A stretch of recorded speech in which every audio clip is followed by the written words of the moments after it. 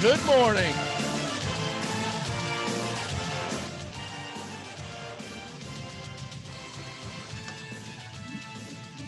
Good Friday morning to you. Welcoming on to the show, Gators and Golf with Tony Aguilini. Tony, how the hell are you this morning? Doing great, man. Happy Friday, and good to be here.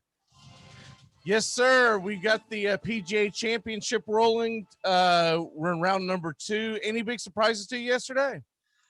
I think the biggest surprise to me was some of the big names not playing all that well.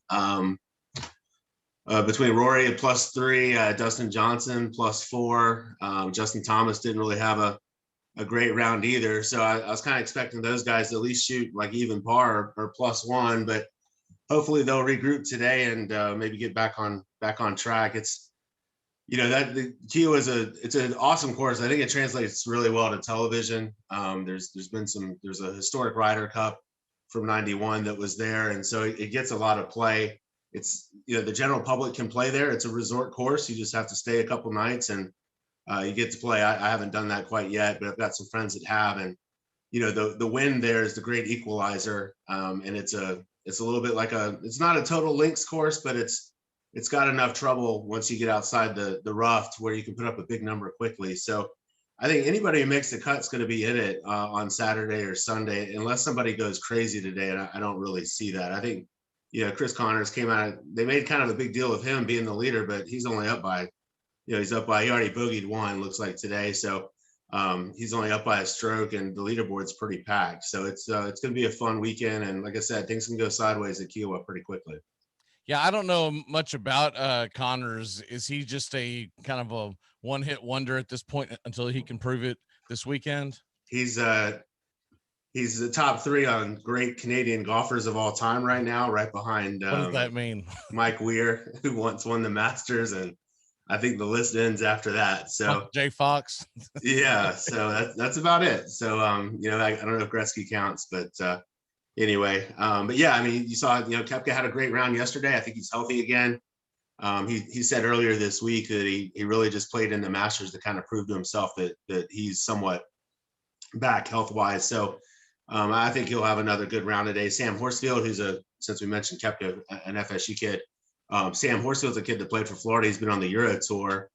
He's played well lately. He had a couple, I think he had a win or two a couple months ago, and he's been like a consistent top 10 guy over there this year. Mickelson -2. Of course, he had a nice round last Thursday and then crapped the bed the rest of the week.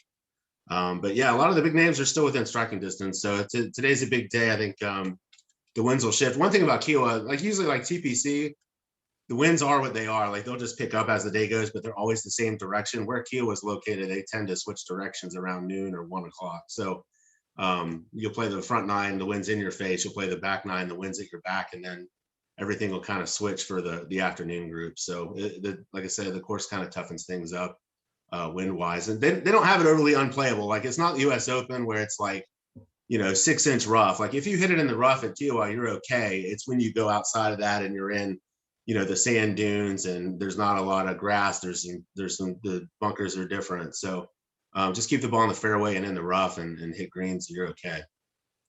I was pleasantly surprised by Koepka with him coming off that injury. I just didn't think that I didn't have a lot of hope for him. The fact that he is 3 under right now makes my weekend more exciting because being a Koepka fan, I'm much more interested in it when he is actually in it. Mm-hmm.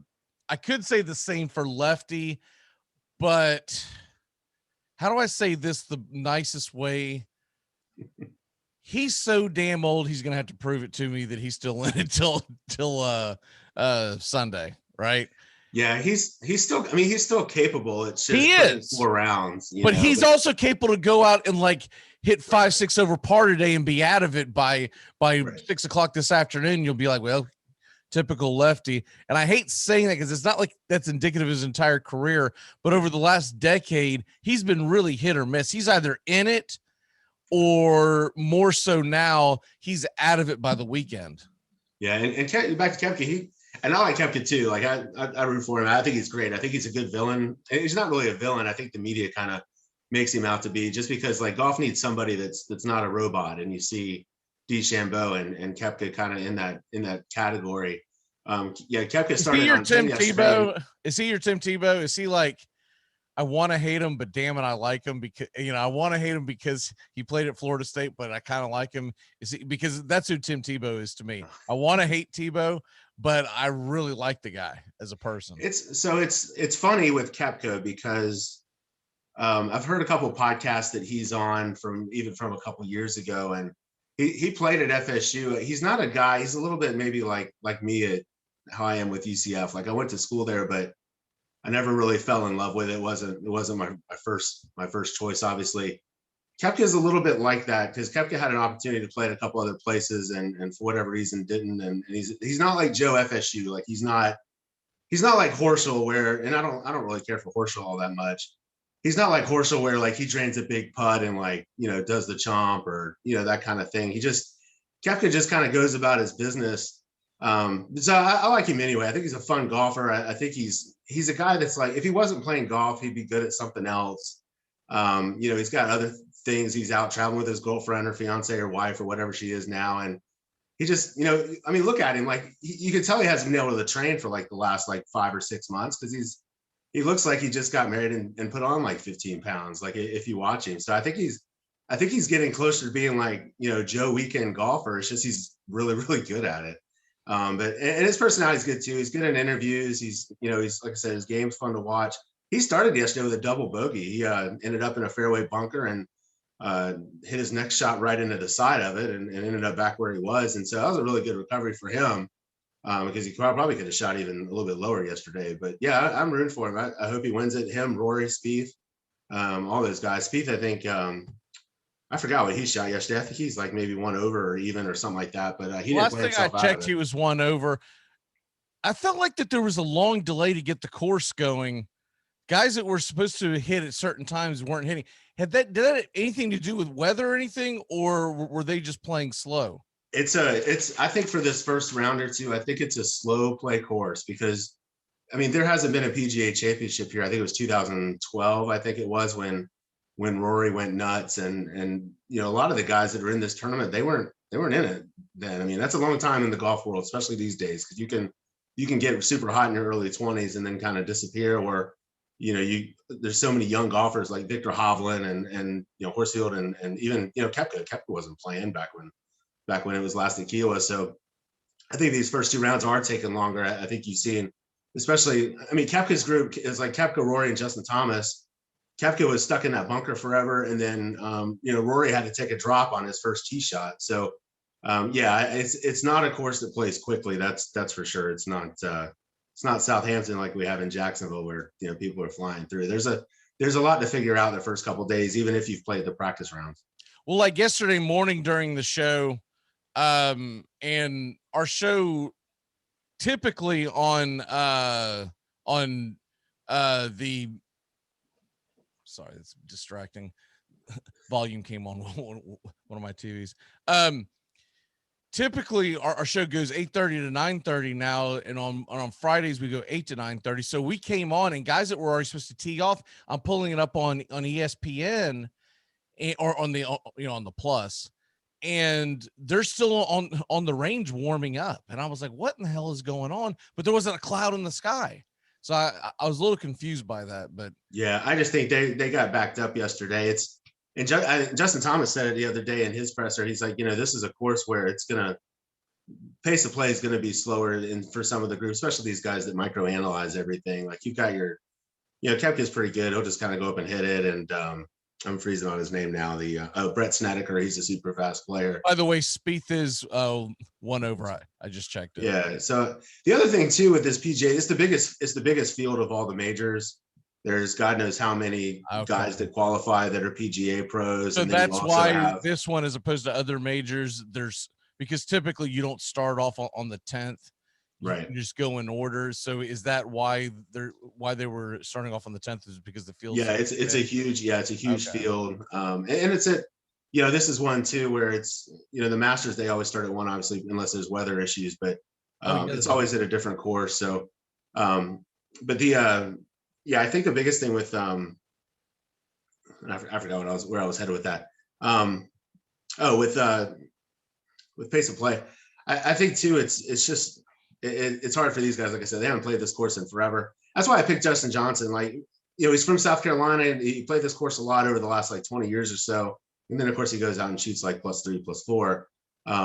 But yeah, none of these caddies, none of these guys are all that familiar with this course. But the biggest field, I know where I was headed. One of the coolest things is this does include all the past champions, just like the Masters. So, you know, John Daly, who actually played pretty well on the Champions Tour a couple weeks ago, he's like +14 or whatever the heck he did. But you see random names like Y.E. Yang beat Tiger to win the PGA years and years ago. He's in the field.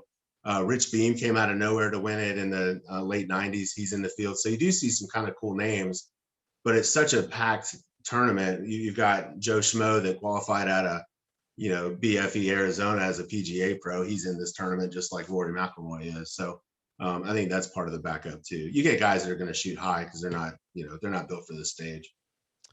All right, well, moving on from what, real quick, what was your win, place, and show?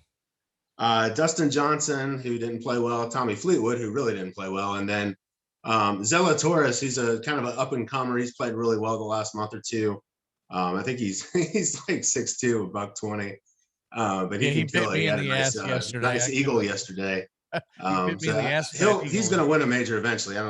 Might not be this weekend, but I was trying not to pick the usual suspects. I'm definitely, if Rory or Spieth wins, for Spieth, he completes the career Grand Slam with a win. And, you know, Rory defends his PGA from back in the day. So I'm rooting for either one of those two. If Koepka wins, that'd be great too. So just give me a good, like, give me somebody that's won a major before. I don't like the PGA when it's a one-off. Justin Thomas could use a second major. He'd be a good story too. All right, moving on from that, real quick, TEBOW coming to Jacksonville. You told me yesterday via text what it means is it's a circus. So I think you might have a different perspective as a Gator fan, not wanting it to turn into a zoo and also not wanting TEBOW to look like a clown, right? I don't mind it because to me, first of all, it takes a lot of limelight off of the Trevor Lawrence coming in, the golden boy, right? So much of the media is going to be focused on TEBOW trying to make the team that it's going to become a secondary story locally. Do I think he's going to make the team? No. Do I think he could make like maybe the practice squad because he could bring them so many different things he could do in during a practice week? He can play, you know, what do they call it? Not ghost quarterback, but the my mind's slipping me here. Where basically he can emulate a quarterback in practice, the opposing quarterback. I forget what they call that, but he'll make a good Tom Brady when they. Yeah, well, I'm thinking more of, you know, obviously not with the accuracy, but he could emulate a quarterback who runs during practice, right? Yeah. And I also believe he's got to be a good teammate, and I also believe that it's got to be good for the fan base, which, let's be honest, most Jaguar fans on Sunday are Gator fans on Saturday. I just think it's good for the entire. They are overreacting on ESPN like Urban Meyer's done the most ridiculous thing anyone's ever done. The guy's 30. The guy's gonna be 34 years old this year. If he doesn't make the team, whoopity-doo. He's one of 6 tight ends on the roster. If he sucks in practice, they're not out anything. They're just going to start. They're going to grab the other 3 and let's go. What say you? Yeah, it's funny. A friend of mine was saying if it was the bartender at your local establishment trying out for tight end and this is what happened, everybody'd be rooting for it. But since it's somebody who's been in the limelight already and has a famous last name, it's different. I can see, I think there's some positives and negatives to it. I mean, and this is the thing too, you're right. There's, like you said, there's 4 or 6 tight ends in the tight end room. They just drafted one. I've always said the last thing they need to do this year is spend a bunch of money to go get like the tight end from Philly or something like that. Like this isn't a team that is just missing a tight end and that's keeping them from the Super Bowl. If that was the case, then go out and blow a bunch of money. What's funny is TEBOW is also the smallest tight end in that room, I think. I mean, he stood next to the kid from Ohio State that the Jags just drafted, and you know, you would have thought TEBOW was the punter standing next to the guy from Ohio State. I mean, he's not a big guy per se compared to the NFL because most tight ends are like 6'6", and TEBOW what is TEBOW, like 6'1", 6'2", maybe? Yeah, like 6'2", and I mean, He's Mercedes more Lewis of played an for the Jags for like H-back. 15 years. He's like 6'8" or something stupid. Yeah, So and we all know old age shrinks you, so he might be he's only 5'10" by getting now. smaller. Right. Yeah. But he's So yeah, I mean, he, any publicity. That's the old saying. Any publicity is good publicity, I guess. So, I think if we'll he kind were of to see what happens. actually make the roster, what he would be is an H-back, not a tight end. They Yeah, wouldn't use him in tight end formation. like He'd a be white jack. H-back. Kind of, yeah, but I'm thinking more of someone who is going to be involved in a lot of gimmick plays. In other words, he sets up in the H-back and they're faking a handoff to the tailback and they hand it to TEBOW to slam up the middle for a couple of yards. He'd be in there to quarterback sneak, right? So you don't get the golden boy hurt. Exactly. It's gonna be stuff like that. For people to think, oh, this is ridiculous. You're not drafting him on your fantasy team, idiots. Just move on, okay? Right. He's not going to become some guy's going to go out there and get 1,200 yards receiving and 10 touchdowns and change the sport. So that's what's being Right. lost. Your third tight end on your team is usually terrible, anyways. What the hell? I mean, what are we talking about? I think he's getting cancel cultured by ESPN because anything that has to do with Christianity, they're just going to trash it, right? And they're worried about him coming out there and kneeling and all that stuff. And we know that we all know that rabbit hole that ESPN goes down. So that's kind of where I'm at on it. But yeah, he's not there to help chip and block the best defensive ends in the NFL. Like, he's not there for that. Like you said, he's in for the concussion plays, like he was at Florida, where it's third and 2 feet, and you just got to get the first down. You're not shoving Lawrence, plowing him up the middle when you got, wrecking ball Tim Tebow on the sideline. So, like I said, this team's a 6-11, 5-12 kind of team next year, and hey, I'm all for it. Like, it's going to take another draft or two to build this thing into, like, if they want to be a long-term winner and not go to the AFC Championship game once every like 15 years. So, hey, if they go 5-12, 6-11, and my math gets all screwed up because they threw in that extra game. I'm so used to saying, 5-11, 6-10. If they do that, that's fine. And if TEBOW happens to be on the roster for that, so be it, because it's not going to make them win 12, 13. They're going to sell jerseys if he's on the damn roster, and this is a business. I mean, come on, seriously. Yeah, so, like I said, if he makes the team, so be it. All right, college baseball. We can sit here and rattle on about that all day long. Yeah. I don't know if you're filibustering for the next topic or not, but anyways, college baseball, the Gators are playing the number 1 team in the country. So they started play last night, correct? Yeah, every SEC series started last night. I think ACC started last night too. They just want everybody done. So Sunday is kind of recovery day, and then all the conference tournaments start next week. Yeah, I saw you posting that they lost. Actually wasn't a bad game last night. It was Florida took the lead, and Cali Lau had a home run. Most of the runs actually came on home runs. Kid for Arkansas kind of blew it open in the bottom of the 8th with a 3-run home run. But a pretty good game. Packed house at Arkansas, 11,000 people. That stadium is I think maybe the biggest in the SEC, and it was hopping last night. But so Florida's series will be tonight and tomorrow night, correct?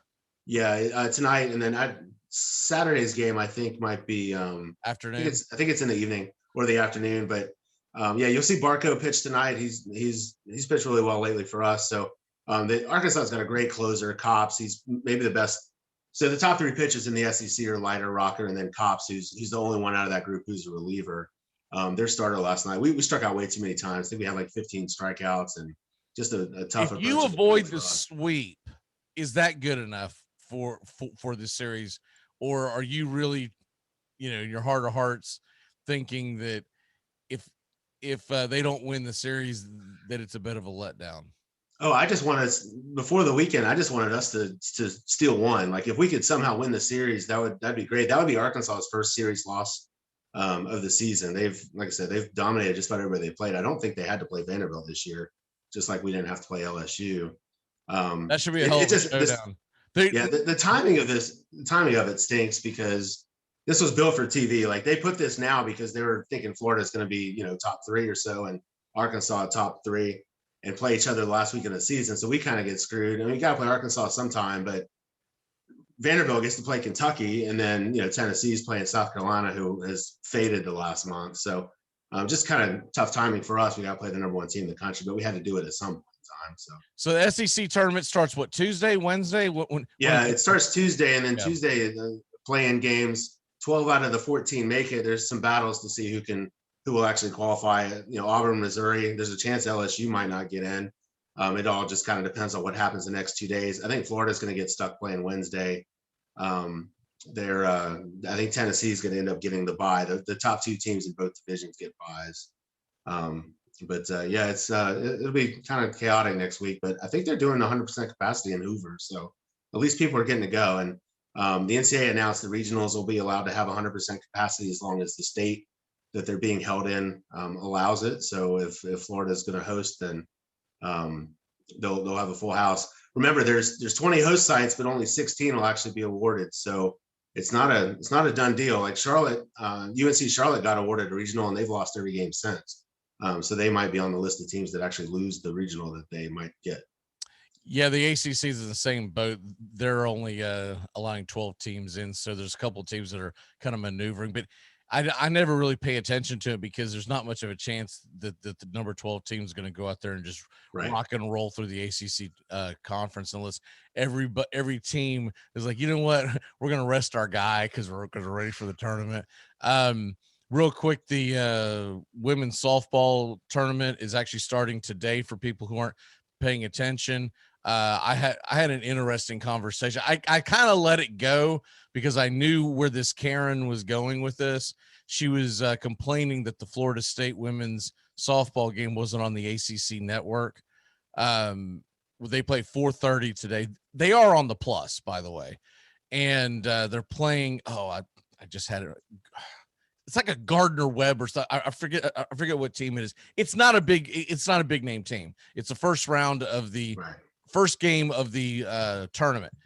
And so when she was complaining, I thought she just didn't realize that it was on ESPN Plus. I said, it's on the Plus. She said, yes, but they're showing 2 men's regular season baseball games. I'm like, it doesn't get the views that the men's do, but I wasn't going to get into that with her because I'm like, it's too late in the night to get in an argument on Twitter over women's lib matters through, ESPN Plus. Right. But anyways, the point of the whole thing is the men are trying to position themselves because those are the games that the ACC has on at 3:00 and 6:00 today are the ones that are still trying to position themselves. And the women's softball tournament, you'll be able to see, I think, damn near every game on the Plus. So if you're into it, which I get into it, you can watch it on the Plus, pay your $5 a month and shut the hell up about it is kind of my point. Exactly. Yeah, I think Florida Baylor's on ESPNU at 2, and Florida USF is on ESPN at 2, but then the other part of that regional, Baylor, South Alabama, it's like what you said, it's on ESPN Plus. So they're trying to find some kind of rotation of the games, I guess. But yeah, it's still college baseball's world this weekend. Every Super will be on TV next weekend for softball. But by the way, there is a Duke softball game on at noon, so it's not like they're totally ignoring the tournament. She was trashing the ACC network, like I was like. They've got to pick and choose their battles because I told her this is terrible timing is what it is. You've got the men's coming down to the wire. You've got the women's softball starting. Oh, and by the way, the golf championships are going on, and the ACC's trying to squeeze that in because Florida State's in the national championship tournament for that once again. I think it's like 5 years in a row for the women. Yeah. Like 3 or 4 years. They blew away everybody that was in their group. They played that Seminole Legacy course over in Tallahassee and finished in first. We got in by the skin of our teeth. Everybody heads out to Arizona. I think it's in 2 weeks. Yeah, they've got like an hour of the tournament on, and I think that might be a replay. I think it might be condensed is what they're showing today. Yeah. But anyways, we're coming to the end of it. What is your walk-off for the day, sir? Just excited, man. This weekend's going to be great, man. Lots of golf, obviously, some college baseball, maybe a little softball, and some good weather, so we'll enjoy it. Real quick, now that it's reset, who's your winner on the weekend? Based on yesterday, I mean, it's Koepka could run away with this thing if he gets hot, but I think Saturday's the big day as far as you've made the cut. Give me one name that you're feeling. Make a move, but I'm not feeling any of the guys I picked except for Zalatoris, and he's probably the biggest. Pick a new guy and say, this is the guy I feel after watching the first round. Zalatoris. All right, I like it. He pissed me off yesterday because he outscored Spieth, and I bet on that. But I was like, "Who's like I said, Zalatoris?" there's like six guys I saw you mention Zalatoris in the mentions. I was like, our golf guy is saying that Zalatoris is good. This isn't going to turn out well for me." And sure enough, he's really good. And the other guy I keep an eye on, Victor Hovland. He's going to win a major eventually, and it might be this weekend. Well, then that's good intel because I think he's up on the draft board too today. So. All right, brother. We'll see you next Friday, and enjoy the weekend. Sounds good, man. You too. Take care.